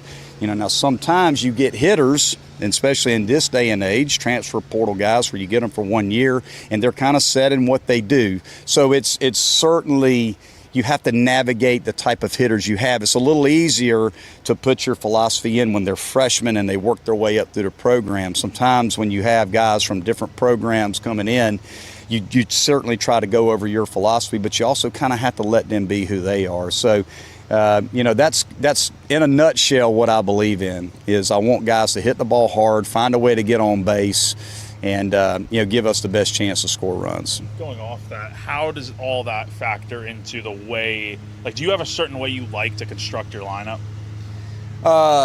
Yeah, I do. And I look at it, and look, a lot of it just depends on the pieces that you have, right? But ideally, you want your top two guys in the lineup to be high on base guys that can get on base. Your 3-hole guy, you want to be obviously one of your better hitters. Your 4-hole guy is going to get the most RBI opportunities in your lineup over the course of the season. So we want a guy that can hit with runners in scoring position in the 4-hole. 5 holes an RBI spot. To me, the 6-hole can be a combination guy. It can be a guy that hits for power, or it can be a second leadoff guy. And then 7, 8, 9, I like a 9-hole guy. 7 and 8, I like them to be able to thump it a little bit. Usually those guys may be guys that swing and miss a little bit more, and that's why they're hitting down there. But I like a 9-hole guy that can really get on base, because when you flip the lineup back over to 1, 2, and 3, you got a guy that can get on base for them. So, again, that's a pretty quick summary of what I like, but I want the top 2 guys to get on base for the middle of the order and let the middle of the order hit. The Sports Talk Recruiting Report is sponsored by Seawell's Catering. All right, good stuff there from Monty Lee. Now some good stuff on recruiting brought to you by Seawell's. Reminder, Seawell's is closed tomorrow, special event, so no luncheon buffet, but you can always reach out for them for help with your special event at their location, as somebody has done, or they'll come to you. 803-771 7385 online at SeawellsCateringSC.com. Let's fly through the news. Offensive lineman Marcus White, 6'3", 295, formerly of Marion. Now he's at Dillon. Will play his first season at Dillon this season. Wednesday, he was at Clemson. Was able to watch practice, talk to Matt Luke, Dabo Sweeney. They're interested. He's interested. They want to see him in camp, and so he'll be back. Actually, he's going back for the spring game Saturday, and he's also going to be back for camp. Same thing with South Carolina. He was at South Carolina earlier in the spring, plans to camp with the Gamecocks as well. And he's also got a return visit there for April the 9th. He's also been to Kentucky and Coastal. He's got East Carolina, NC State, Charleston Southern, North Carolina, Tennessee, Gardner-Webb, and Davidson coming up. He's working on an official with Charlotte. 2028 defensive end, Keone Snipes, 6'6", 250, Saraland, Alabama, offered by South Carolina today. Offensive lineman Jonathan Toney, 6'6", 290, Dublin, Georgia, was at South Carolina today, as was Dutch Fork safety James Smith III, also at South Carolina today. 28, offensive lineman Taden Checketts, 6'2", 250 of Cumming, Georgia. He was at Tennessee yesterday. 2028 defensive tackle Tony Clark of Atlanta will be at USC Saturday, and he'll be at Louisville tomorrow. 29 quarterback Kayel Samfong Talia is leaving Dillon. We talked about it last night. His coach confirmed that. According to another source, his father's taking a new job in Georgia, so look for him to pop up at a Georgia school. 2,500 yards, 25 touchdowns last season. He visited Clemson Tuesday, Tennessee Wednesday, and USC today. Quarterback DJ Hunter, Buford, Georgia, unofficial to South Carolina this coming Saturday. Other visits, Kansas State, Memphis, USF, Iowa State officials. USC May 1st and Iowa State April 25th. USC offered offensive lineman Jackson Cook, 6'4", 290 of Austin, Texas, 36 career starts, 72 pancake blocks last season, a bunch of offers including Texas and Houston, Arkansas, Duke, Kansas State, Oregon State, and others. USC offered 28 tight end Trey Euler, 6'6", 225, Heartland, Wisconsin, and 28 receiver John Matthews, 6 feet, 184 of Noonan, Georgia. USC offered offensive lineman Bryson Hurt of Gainesville, Georgia, was in for a visit on Wednesday. Another offensive lineman who was in, Luke Berger, 6'7", 295 of Chattanooga. 28 offensive lineman Brody Lorenzo of Dutch Fork was at USC Wednesday, and he'll visit NC State tomorrow, Clemson on Saturday. 28 running back Zachary Bellew, 5'11", 213, Atlanta. He was at USC Thursday, Clemson on Wednesday. Long snapper Crew Coons of Burns was at plans to visit USC Saturday, as does defensive tackle Deontay Walker of Dublin, Georgia. USC Clemson did not make the top 5 with defensive end Marvin Guistop, who's down to Ohio State, Michigan, Kentucky, Ole Miss, and Tennessee. USC target offensive lineman Jackson Elston going to Tennessee Saturday. Southside Christian linebacker Richie Maxwell was at Clemson on Wednesday. Clemson target tight end Grant Haviland visiting Ohio State this weekend. Irmo running back Tay Phillips, official visit with Virginia Tech May 29th. Dutch Fork defensive end Peyton Bishop offered by Virginia Tech, and he was there today. 29 receiver Tadrick Gibson of Dutch Fork offered by North Carolina, as were 29 receiver Corey Miller of Dutch Fork, 29 running back Rayshawn Brown of South Point, and 29 receiver Malachi Debnam of Easley. Basketball, SC State forward James Morrow transferring, Charleston Southern guard Amari Caraway transferring, Upstate guard Carmani Gregory is transferring, and Clemson signee Harris Reynolds named the Metro Atlanta Player of the Year by the Tip-Off Club. How about that Clemson score, Bergie? What you got? 3-0 Miami, bottom of the third. And Tigers had a runner on base, but he was thrown out trying to steal. So 1 out, bottom of the third. Again, a typical Aiden Canuck start. No run support. We'll see you tomorrow night from the Sportsman's Classic. Have a great night.